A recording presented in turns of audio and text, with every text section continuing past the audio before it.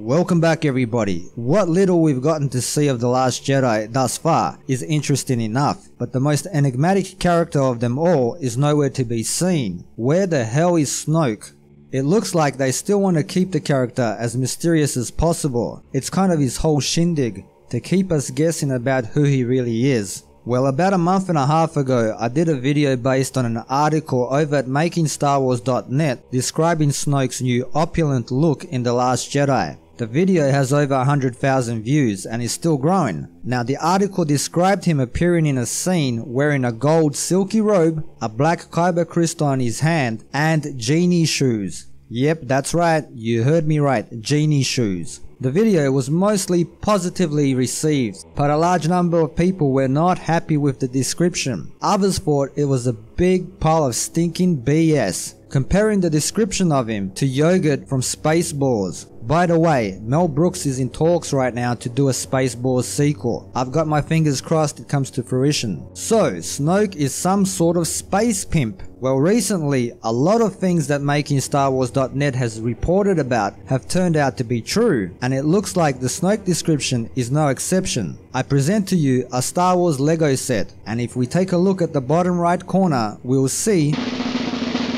ta-da! Supreme Leader Snoke wearing what seems to be gold-like clothing, and next to him is the evil BB-8 makingstarwars.net has also reported about, adding even further to their credibility, BB-9E. I guess the E stands for evil. Now, apart from his new outfit, notice another small detail about Snoke. He doesn't have pale skin here. So what's that about? Was Lego just too lazy to make a figurine with pale skin? Well, that sounds pretty unprofessional. I mean, maybe, but I doubt it. So I placed my tinfoil hat on my head and started thinking about some possible reasons Snoke has a healthy hue to him.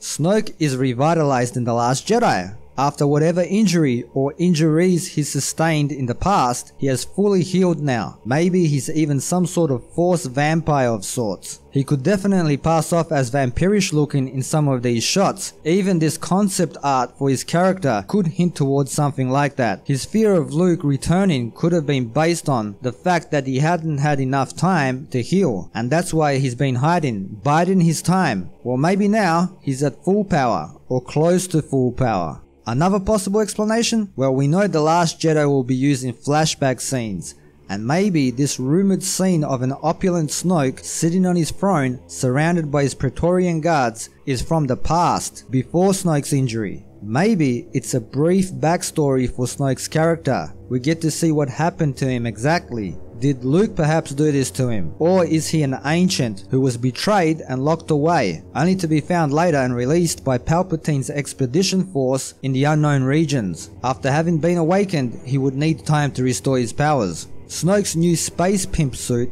also ties in nicely with the casino planet of Kanto Bight. Is Snoke an owner of one of the casinos on the planet, or does he own the whole planet itself? We were wondering, where's the First Order getting its funding from? Well, that would be a pretty valid operation. Snoke gets to be Supreme Leader because of his wealth. The Resistance learns of this, and that's why they send a team on Canto Bight to sabotage his operations. No funding, and his position as Supreme Leader would start to be much less of a certainty. This makes sense to me, and I'll let you know why. The planet of Crate is where the Resistance is mining some sort of jewel, perhaps even kyber crystals. This showdown we saw in the trailer is supposed to occur towards the end of the film. So after the Resistance hits Snoke's casinos, the First Order would hit back and destroy the funding operation the Resistance uses. Tit for tat, blow for blow. Maybe this is even where they try to escape the planet and break through a blockade at the end of the movie. One more thing I have to add, Hugo Damask, aka Darth Plagueis, was a member of the banking clan. Snoke, owner of a casino or multiple casinos. You know what they say, follow the money. It might not mean anything, but it could. So what are your thoughts on Snoke's look? The Lego set seems to confirm what makingstarwars.net have stated about Snoke's appearance. Why has he changed his look from a stoic, secluded figure in robes to a figure of wealth and opulence? Leave your thoughts down below, and as always, thanks for watching and supporting the channel. Don't forget to like, share, sub and all that good stuff. And until next time, see yas.